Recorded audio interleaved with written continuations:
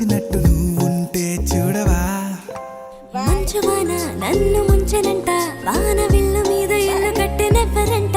ఈ లోకమంతా నిన్ను చూసినంట ఏ దిష్టి నిన్ను తాకకుండా ఇంటిలోన దాచుకుంటా రంగు